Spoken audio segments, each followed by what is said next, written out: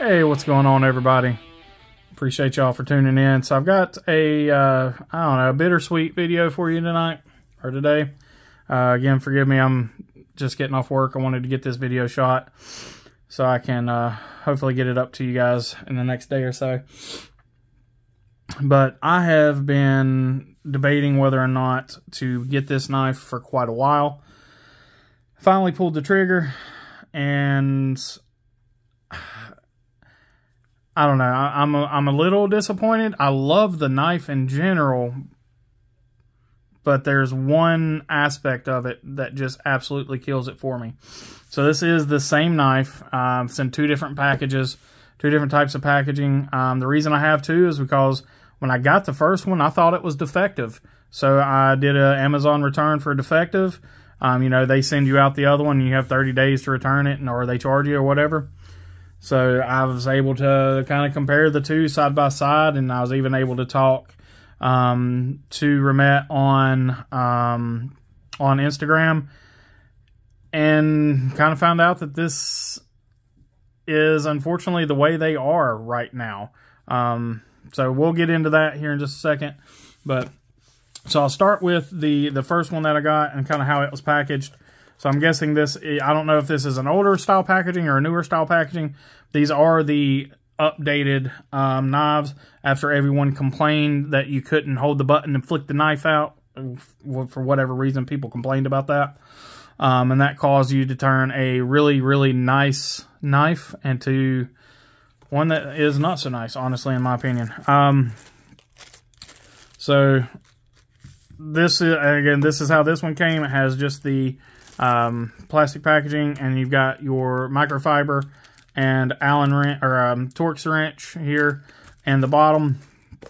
Just a simple packaging that way, and you get your knife itself. So I'm gonna keep this one on the left, and I'll go ahead and break into this one. So this is same exact knife, same exact product code. So this is the Remette Rhino. So this one came in a pouch, a Remette pouch, really nice. And inside you have the knife with the microfiber and the Torx wrench. So we'll keep this one on the right just so I know which one's which, and return it back the exact same way it came. So the knives are pretty much identical. This one's a little lighter shade of gray compared to the darker gray, almost black that you have here. You know, looking at the knives themselves, you know, we'll start with the one on the left. Centering is spot on. You're coming in, I really love the blue highlight with the pivot collar. There you have your button, and it is almost flush. And you've got your kind of cutout there for your access to your thumb stud. And then, you know, you're coming in through with your micarta. So it is, I want to say it's T6 and T8. Let me just verify. Yep, T6. You can see with your T6, you've got just a little bit of wobble. And with your T8, T8 is solid. So no real wobble on that one. Let's check the other T6s. See if they're all kind of the same. Yeah, that one's a little worse than the other one was. Let's check the back screws. Pocket clip screws are about the same. That one's pretty good. That one's got about the same as the other one. So, little bit of difference there, but great micarta. The micarta feels really nice. It's not overly polished. You got it chamfered off really nicely. Nice micarta backspacer, lanyard post, beautiful, well inset, deep carry clip. Oh, nope, come on, focus.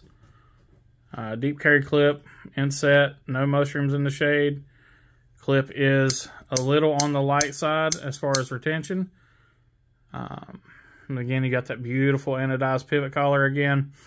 You do have front flipper, and there you can see 14C 28N. No jimping along the back at all. And then you have your jimping for your front flipper. action's great there. You know, really not a bad egg there. So we'll go back into this one again. Same principles. Everything still applies. Still dead centered. Same everything. Same pocket clip. This pocket clip is night and day stronger. Like 10 times, easily 10 times stronger. So I think this one might be a later production run where they kind of started working out some kinks. After their changeover from the original V1s, which I wish they was never changed from, because it wouldn't have the problem that this one has if they would have not changed that design. Again, same jimping, same front flipper, same great action. So all those things are great. So you're probably asking yourself, or asking me, what is the problem with this knife? And in my honest opinion, and guys, I paid for these, you know, I may honestly be shooting myself in the foot with these guys. They may not ever want to send me anything. And if that's the case, so be it. I owe it to you guys to be honest 110% of the time. So, when you open the knife, your button sticks way out, which is fine. You know, hey, so be it. And this is the button actuated liner lock. But here's the problem.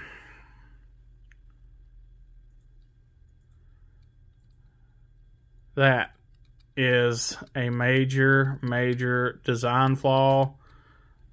Now granted, I will say, with talking with them, it is something they are working to engineer a fix for. Although I use the word fix lightly because they have said that this is how it's designed.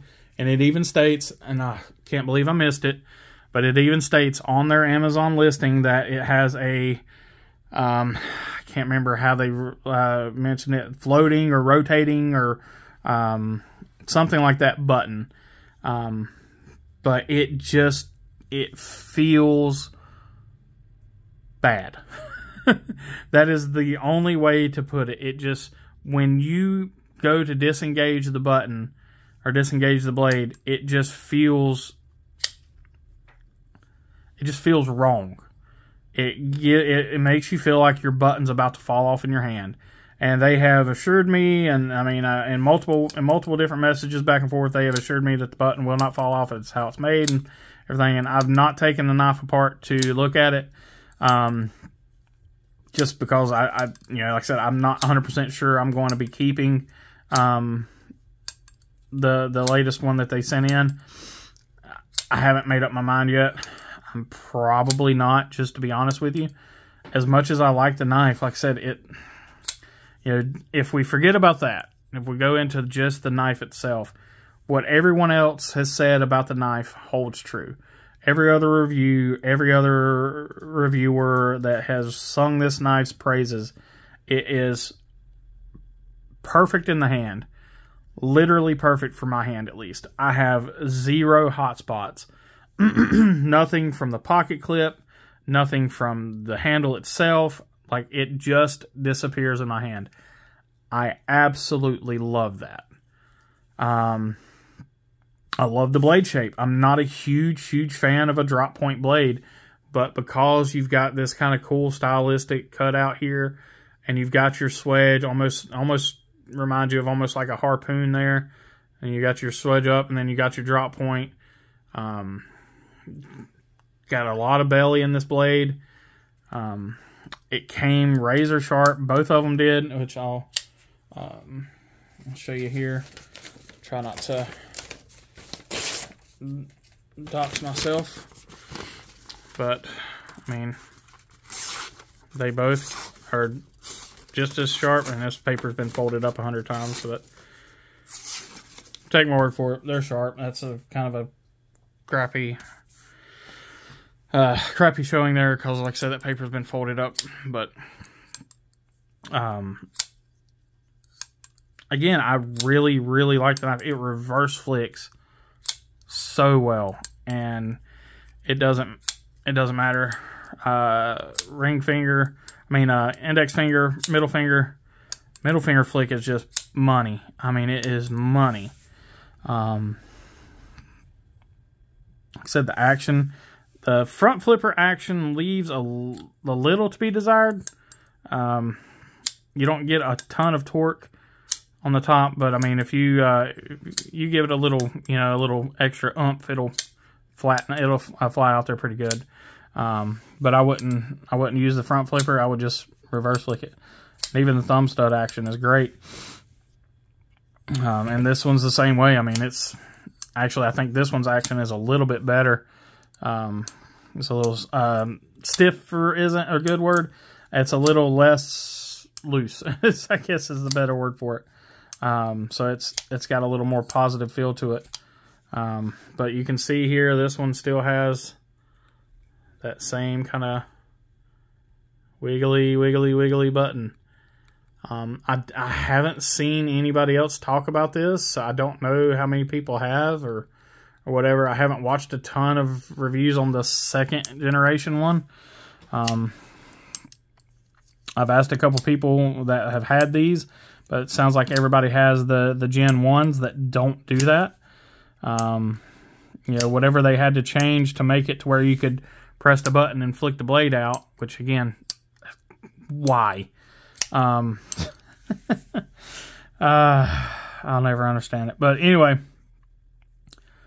honestly, I think that just took what could potentially have been like one of the greatest budget knives I've ever had my hands on. Just for me personally, I mean, your hand may vary, but for me personally, this thing just melts in my hand, and I absolutely love it. But every time I hit that button, I'm reminded of that weird feeling, and it may just be one of those things where I have to wait until they find the fix or whatever their redesign or whatever it is they're doing to the button lock version of this. Now they've came out with a liner lock version, just a standard liner lock, but it's D2 steel. It's a lot cheaper, but if I can get the same knife in 14C for a little bit more money and have a button lock or button actuated compression or button actuated liner lock, then that's what I want. I don't want a standard liner lock with D2 and a flipper. I want this knife, but the original, I guess, is what I'm wanting. But so I don't know. Like I said, I haven't 100% decided. I'm going to sleep on it one more night and see, or one more day, I guess you can say, and see if I'm going to end up returning both of these. I'm definitely returning one of them, of course, but whether or not I return the second one is yet to be seen. But let me know what you guys think. Is that something you could put up with, something you could deal with? And just like I said, it just doesn't set well with me. And every time you touch that button, it just kind of wiggles around and underneath your thumb, and it just doesn't feel right. We'll go over kind of some of the information on these guys. So your blade, you're looking at just over a 3-inch blade. It's 3.15, so it's right at a 3-inch cutting edge. A little over a 4-inch handle, about 7 inches, a little over 7 inches overall. Their ad on Amazon claims 3.6 ounces. I'm showing 3.7, so it is probably right there in between 3.6 and 3.7 ounces. Again, it is 14C 28N, and these things go for $55 on Amazon. Right now, they have a 10% off coupon, so they go for $50, just under $50. I mean, like I said, at that money, it is not a bad knife. I just don't know that I can. I don't know. I'll just have to see. We'll see if you guys see me post this up on my daily carry pictures, then you'll know I decided to keep it. I just it's $50 is not cheap.